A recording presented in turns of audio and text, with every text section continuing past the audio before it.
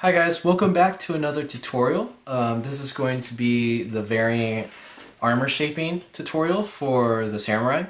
I'm going to show how to do the different shoulder pads. And basically this is to show how many options you guys have with the Origami Samurai base. You can kind of take the shaping however you want. Now you'll notice that I kind of wired off the body here.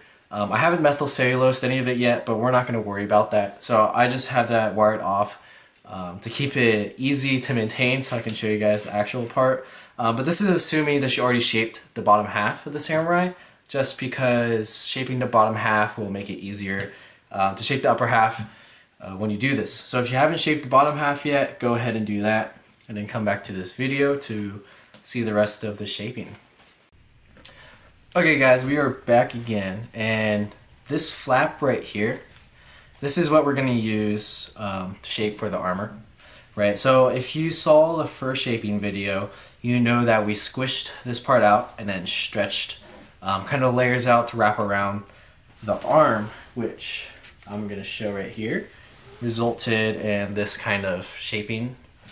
Now, as I was just messing around with my design, I'm like, why can't we have spikes, right? So if you guys remember what we did for the bottom dress here, it's kind of similar. We're going to take our model and grab the outer layer like this, right? And then we're just going to stretch one layer out like this. Now be really careful so your paper doesn't tear. But this time, instead of you know, what we did with the back of the battle dress is, you know, we squished it down together and creased like that. We're not going to do that. Actually, I'm going to grab another layer out. This is just going to help us have some leverage. So I'm going to grab another layer out like that, right? But we're going to still use this layer. So what we're going to do is we're going to hold onto the vertical crease here and a vertical crease here. And as you see this crease right here, we're going to push it inside the paper so that it forms a reverse fold.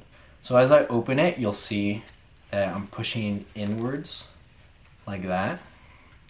And it's going to form kind of reverse folds along here.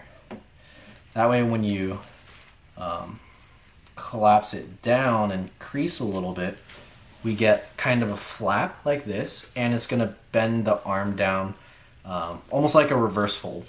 So if you want to think about it in like origami terms, we're basically reverse folding each layer down, but inside of each layer.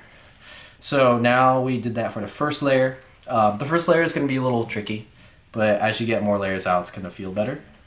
So we're also going to do that with the second layer, right? So this is the first layer. Second layer, just hold here and push inside like that. Now I'm going to show a little bit at a different angle so that in case I covered it with my hands so you guys can see. So I'm going to open up here, just a layer, right? Be very careful.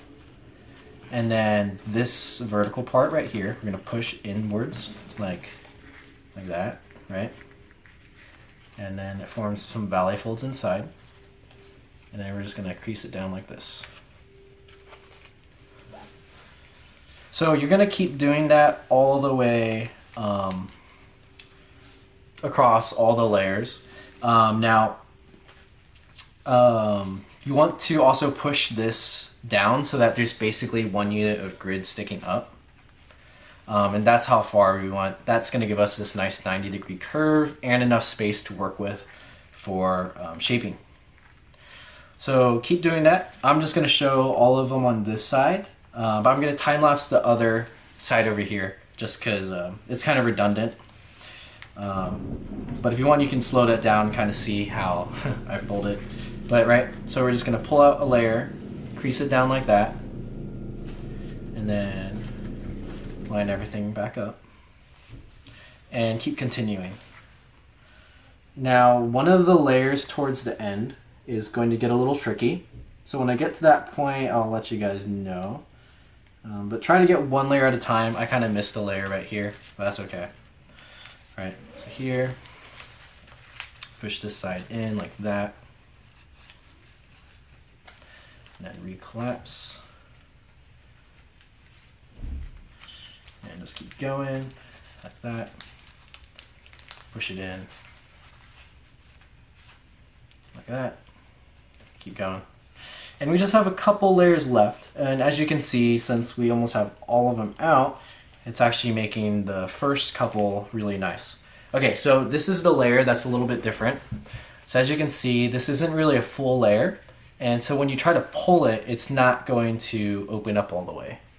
Now what you want to do is you want to stretch it, but since we can't pull it in, you're basically going to squash fold this little flap right here, and then use that to push into the paper to get that valley fold. Now it's going to be a little bit weird, right? So basically I'm squishing as much as I can across the corner, like that. And we just really want to try to keep our edges on top here. You don't want to pull out all of the layer kind of, but if you guys can see that, that might be a little bit hard to tell. But I basically stretched out, pushed the layer down, and then kind of squash folded it. And that'll make it act like the rest of the layers. Now, I'm gonna keep going. I'm gonna get this last, it's just a couple more layers to go, right? Oh, also to take note, on this side, with that weird layer, it's gonna be doubled up on this end. Don't worry about that too much, just leave it in there, and we'll be all fine and dandy, but like that. And if you accidentally pulled it out, just try to squish it back in. But just treat it as any other of the layers. All right, and our last layer is actually going to be these little diagonal tips. Actually, no, that's our last layer. So this is our last layer here. So just collapse that back in like this. And now when you fully collapse it, this part of the arm should kind of bend downwards. So it's not gonna be a perfect like 90 degrees, but it's gonna start cantering down like that. And that actually gives us a nice arm shape, right? And it kind of designates this area as like the shoulder / elbow joint. And it's kind of nice. Now you notice we have this piece of flap right here. Now you can use this as a texture for shaping, or you can, kind of do whatever you want with it. You can actually stretch it out and make some more spikes. But I'm gonna leave that up to you guys. See if you can get creative with this end bit. Maybe I'll post another samurai later and do something with that. But I'm not going to show that in this tutorial. You can basically do this same technique with this little point right here. Or you can do the other technique with the same point. But yeah, so now we have this side, and I'm going to show you what to do from here. Alright guys, so now we have these like layers of flaps. And there's a lot of things you can kind of do with it.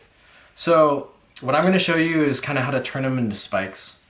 Which is pretty easy. It's basically just a sequence of reverse folds along the different flaps. I'm sure you guys have seen this technique for fingers or kind of other things. Actually, this is the same technique to use for fingers, which I'm going to put in a different video.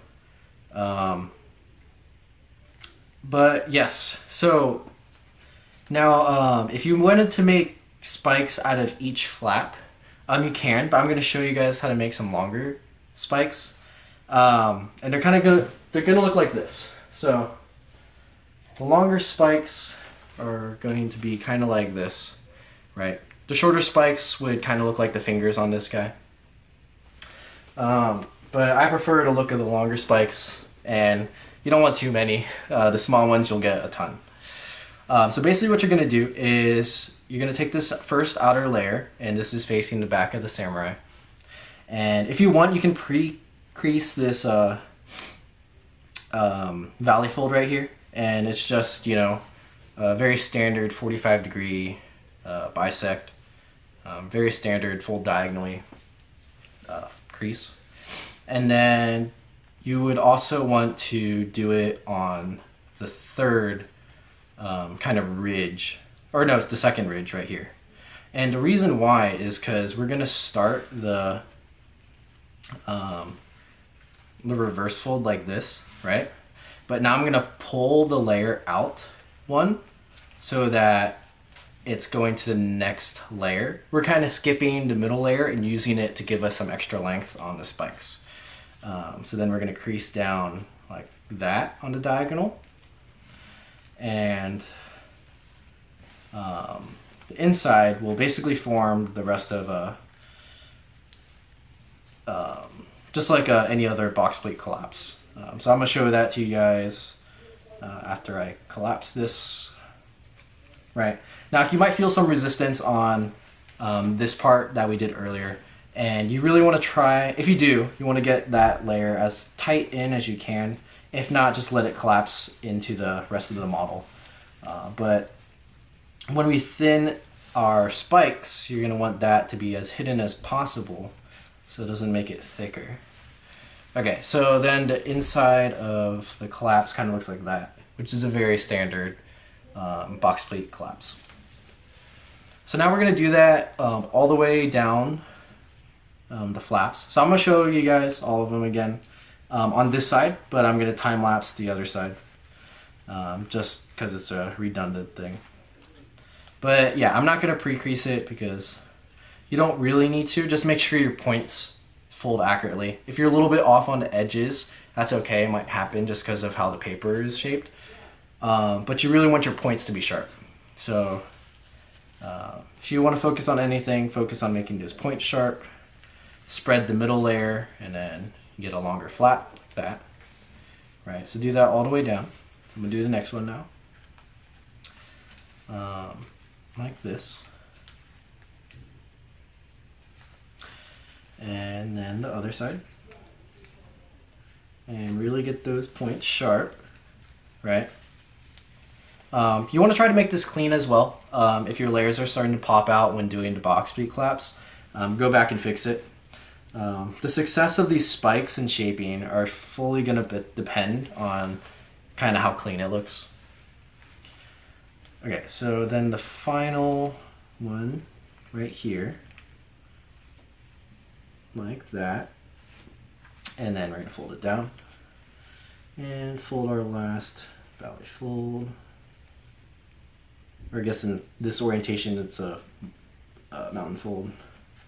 Right, so this is our weird layer, so this is going to feel a little bit strange, but just try to get it to the best of your ability. This is probably going to result in our thickest layer, but we don't have to worry too much about that.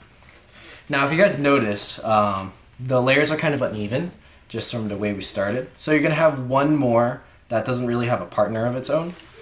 But what you're going to do here is you're just going to open up the layer a little bit and then just squash fold the remaining flap inside. And if you can't do the squash fold, just do the mountain fold. And as long as you get the point sharp enough, then you'll be set. So I kind of cheated there a little bit on the squash fold, but I think you guys get the point. And then you fold up like that, and we got our points. So now as you can see, the reason why we split the middle sections and use them to gain distance is because now we have longer spikes, and that's gonna really help us out with our shaping. So we got, we got 5 spikes. So now from here, there's even a lot of things you could do. If you like how they look already, you can spread them out a little bit. You could aim them up, you can aim them down. I'm gonna do kind of a variant. It makes it a little bit more like a Raider style slash like, you know, Outcast type of feel. But whatever you guys want to do from here, if you don't, want to do what I'm doing, feel free to change it up. But yeah, I'm gonna show that portion next. All right, guys. So we got our spikes here. Now the kind of the simplest thing you can do, but I kind of like how it turns out, is basically you're just gonna thin out these spikes and kind of fan them out. Now from there you can like curl them upwards, downwards, kind of whatever you guys are feeling. But I'll basically just show you that really quick. So let's take our first flap in the back here, and again you're your main focus is to keep those points sharp. And you're just going to fold it in half, like that. Right? And we're going to do that for each one of the spikes. Now we're going to fold it in half the same direction for all of them, because we're actually going to fold it in half again, kind of like a rabbit ear, to make it even thinner and give it some volume. So go ahead and do that. Make sure your points are nice and sharp. Take your time if you need this. I'm kind of going to rush through it a little bit, but you know, absolutely make sure those points are nice and sharp. You know, unsharp points, they're not as scary, so we're menacing. We're going for a tough look here. Let's really get those points nice and sharp. And then if you need to like reinforce, it might get a little thick here depending on what paper you use. So if this folding in half is, you know, thick enough for you guys, that's okay. Just shape it from there. But for the paper I'm using, I'm going to fold it in half one more time. But yeah. Now I'm not going to show the methyl cellulose portion of this. There's really not much to show.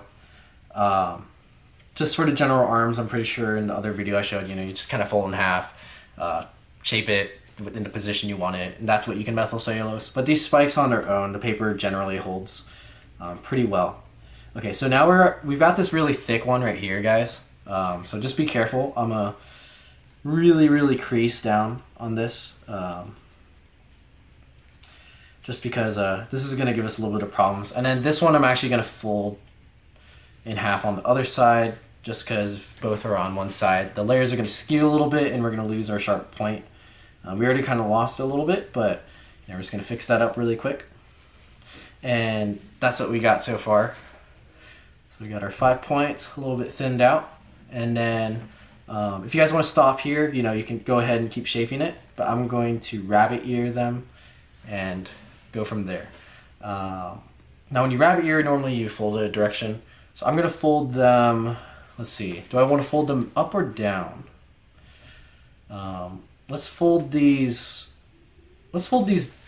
down, just because we can. But same thing, you know, I'm going to start on this side. I'm going to rabbit ear. If you guys don't know what a rabbit ear fold is, go ahead and look it up. But basically, we're folding most of it in half. And then at the very base, it kind of comes together. And it's going to push in one of the directions. And since we want to fold it down, we're just going to fold it down for now. It's like that, right?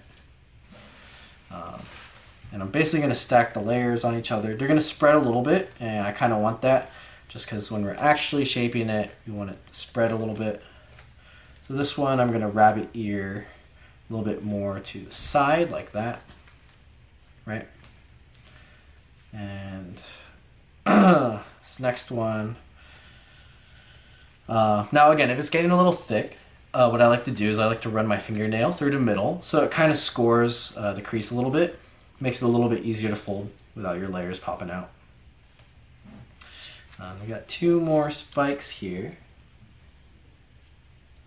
so I'm gonna just quickly do those, right?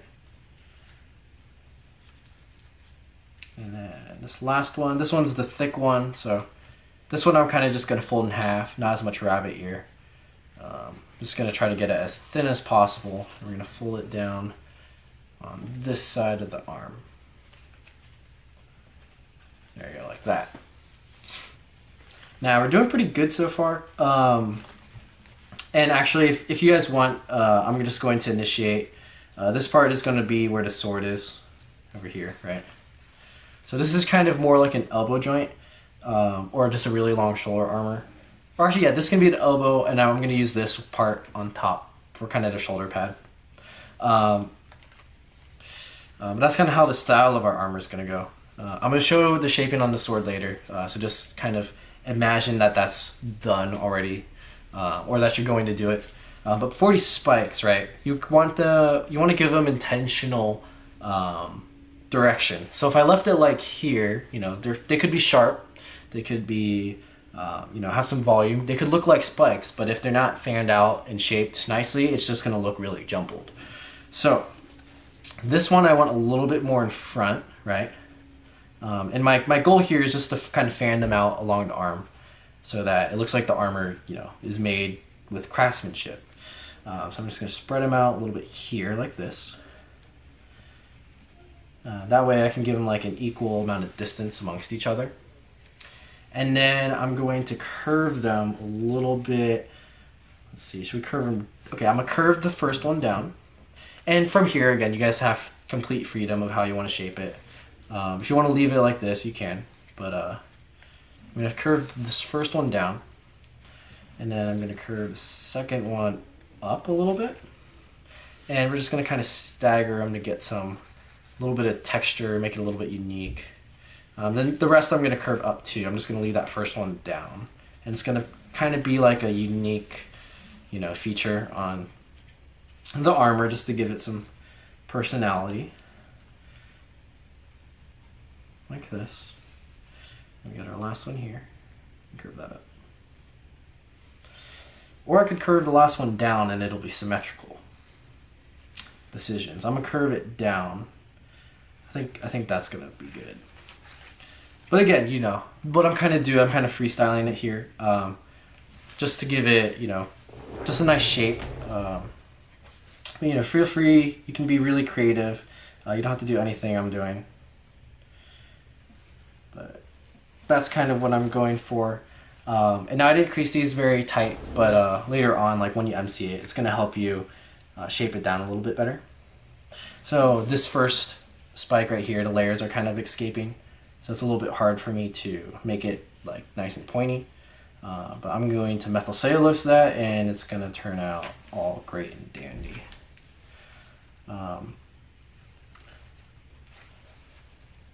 But yeah, basically, once you have this, you know, you can do the same thing on the other side. You can change it up on the other side if you wanted to, make it kind of like an asymmetric armor design. But that's pretty much it for here. Feel free to get creative. I kind of just made this to show you guys how you can change it up a little bit, spice it up a little bit. This same technique can be, again, used for this portion right here. You can also use it for the handle of the sword. You can use it for the armor pieces right here. You can use it on these sections. You can even turn the back battle skirt into spikes, which might look interesting, but I'm not quite sure about that one. But yeah, so feel free, give it a shot, guys. This video is a little bit shorter than the others, just to kind of show some detailing. But this technique comes in handy a lot, and it's very, very useful and has a lot of different options you can give. So I hope you guys enjoyed that. Send me pictures of what you guys come up with. Always appreciate kind of creativity with the design. But yeah, I'll see you guys in the next tutorial.